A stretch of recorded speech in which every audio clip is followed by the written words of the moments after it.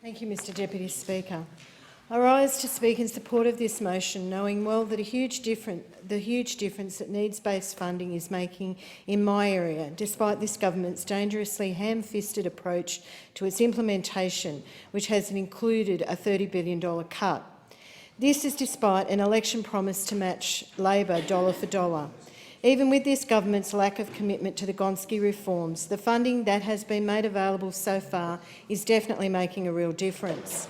Many schools in Werriwa work with an above-average number of disadvantaged children. They've all benefited from the introduction of needs-based funding, which has extended the support that they are able to provide to those most in need. This funding has meant that the schools are able to employ extra teachers, teachers' aides, administration staff to implement new programs and speech pathologists, giving students opportunities they didn't have before. At a recent visit to James Busby High School, the member for Sydney and I were able to see firsthand how the funding made available through these reforms is making a difference in the children's lives. The school has employed additional teachers, support staff, enabling students to work in smaller groups with more one-on-one support for those students most in need, bolstering their capacity to improve their literacy and numeracy. These lessons giving practical advice on why it's important to keep receipts, how to read the receipts and ensure their change is correct. Each of these students have been affected by factors far beyond their control, situations they're often born into.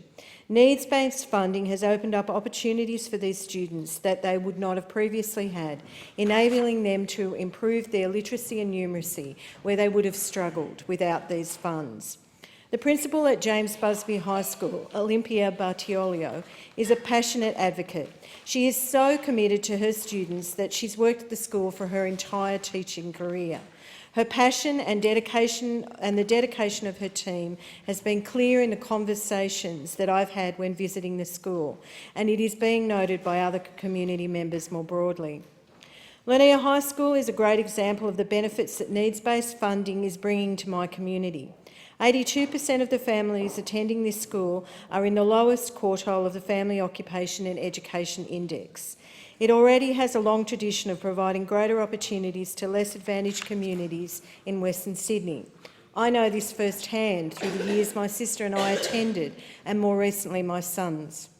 Keeping with that tradition, Lanier High has used funding enabled through Gonski reforms to implement a range of new programs and better resourcing existing ones. This has ensured all students a far wider range of opportunities and that those in need of more focused assistance have access to it. I was fortunate enough to return there last week for presentations by the new Year 7 cohort. These presentations are a product of a program called Year 7 Transition Innovation. And is to have Year 7 start their high school education by completing and presenting a group project. The program is significantly focused on building problem-based learning skills while also encouraging creativity and innovation.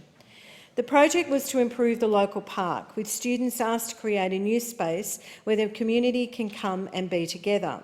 The best groups were chosen to present to an audience that included their parents, Liverpool Councillor Nathan Haggerty and Liverpool Council's social planner James Flynn and myself.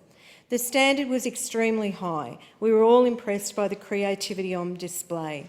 In Mr Flynn's words, the ideas and the level of detailed work displayed in the presentations were just wow.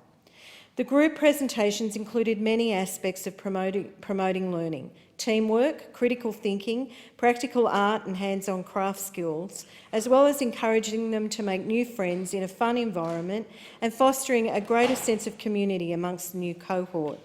The implementation of this program has been contingent on the ability of Gonski funding returns. This is making a real difference at Lanier, building a greater sense of pride and community among the students, with a 51% reduction in truancy and 43% reduction in absenteeism. The impact that this funding is already having is clearly visible. If we follow through on the plan, we not only improve academic outcomes in funding such as James Busby and broader range skills such as what we see at Lanier High, My community needs to see more of it. The government needs to end the uncertainty over this funding, reverse the cuts so no one is denied the right of a decent education.